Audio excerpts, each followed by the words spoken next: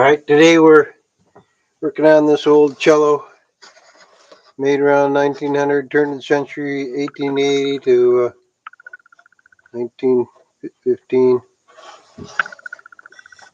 It's a pretty rough shape, made in Bohemia, Scherenbach, Vogtland, border of German and Czech Republic. You can see it was an inexpensive instrument. There was no corner blocks. It was made quickly. The fingerboard is softwood or hardwood painted black to look like ebony. These cleats look like they're original, but the end block here and the neck block up here, quite small. Very uh, scrupulous on the amount of wood they use. The sides are only about 2 millimeters thick, about a 1/16 of an inch. And the wood was so poorly seasoned that all of the sides have deformed from drying out. I don't know if you can see. Let's see if I can get this at the right angle. So you can see the gap there. Big gap between it slopes down in the middle about a 1/8 of an inch easily.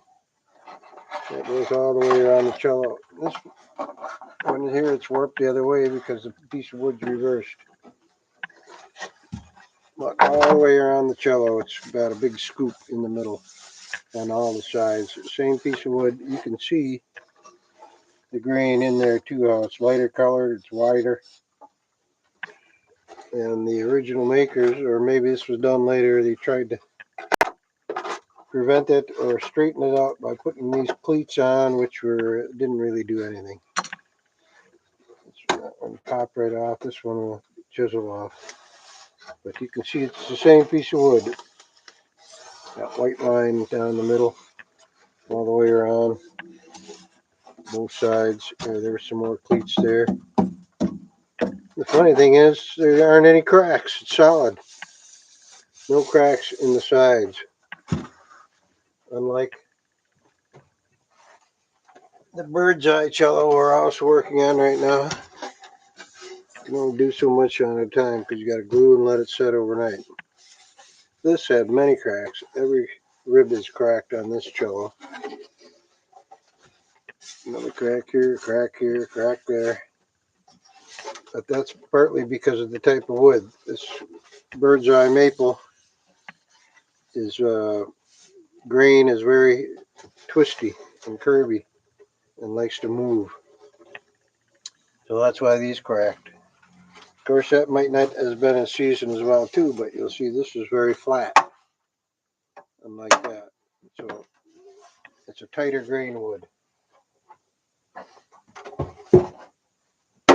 So the other problem with these cellos when they use that wide grain wood that hasn't been seasoned well,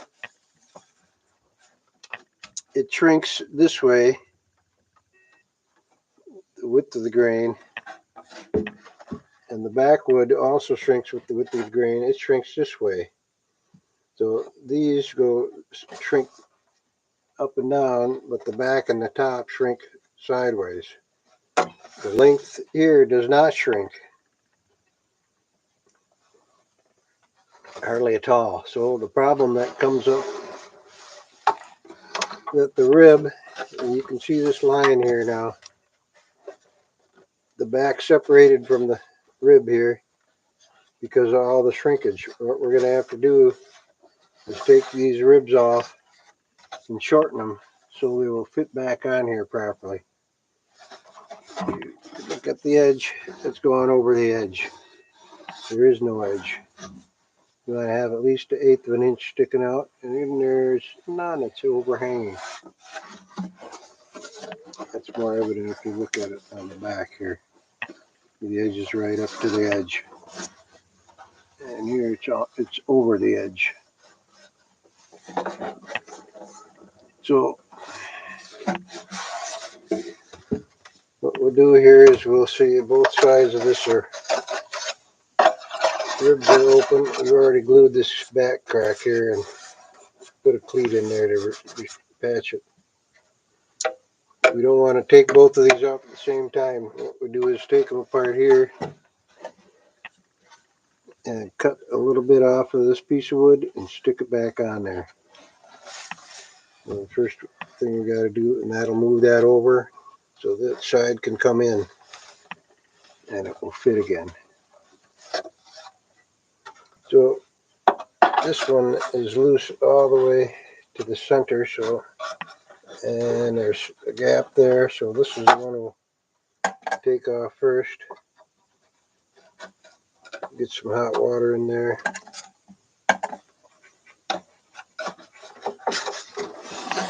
It's easier to do like this. This would be a long process unless the glue is really gone in there, but I don't think it is. So I'm going to do this carefully because we don't want to crack the wood.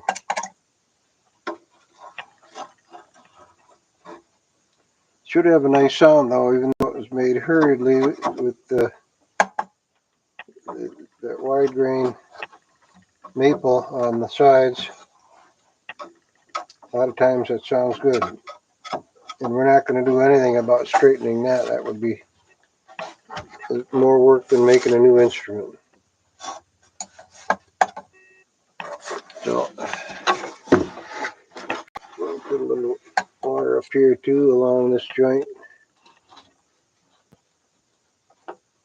That's where it's got to come apart.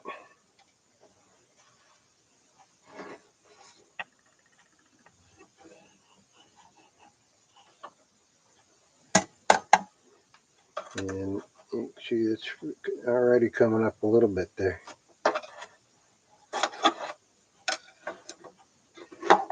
Yeah, and there's a gap there already, dirt in there, so we would have had to take this, open it up anyway to get it closed properly. Good thing is the end block is in good shape.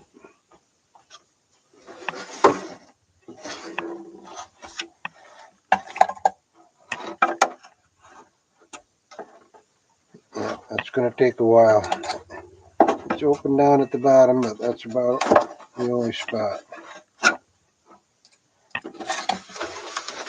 And we'll put some water up here too.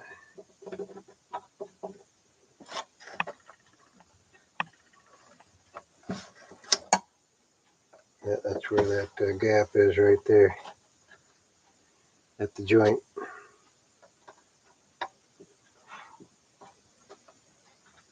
And you just work that in carefully a little bit at a time where it's open. Just keep making that larger.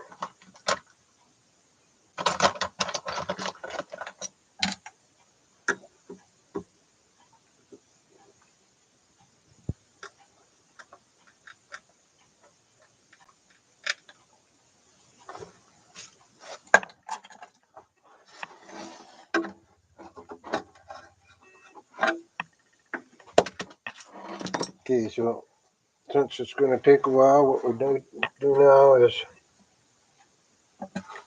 take a rag soaked in hot water,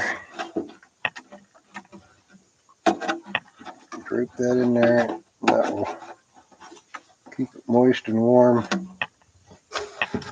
Then we'll come back over all the spots we're going to take apart. We'll come back in 15-20 minutes, do some more work taking apart. Then we'll proceed from there. Meanwhile, we've got the top all finished up. We've sealed it up with some French polish. This is also an indication of its origin. Bass player is one piece with the back, or the top, I should say.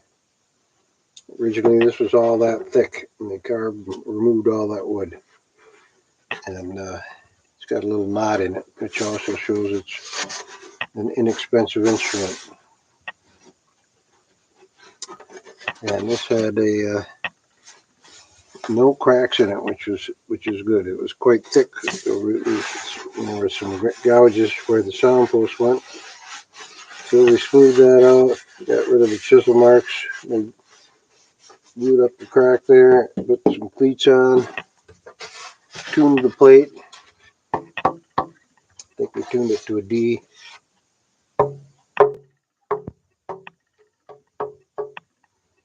Anyway, as soon as we get that, this will be ready to put back together. Well, that'll be something to see. That'll take a bit.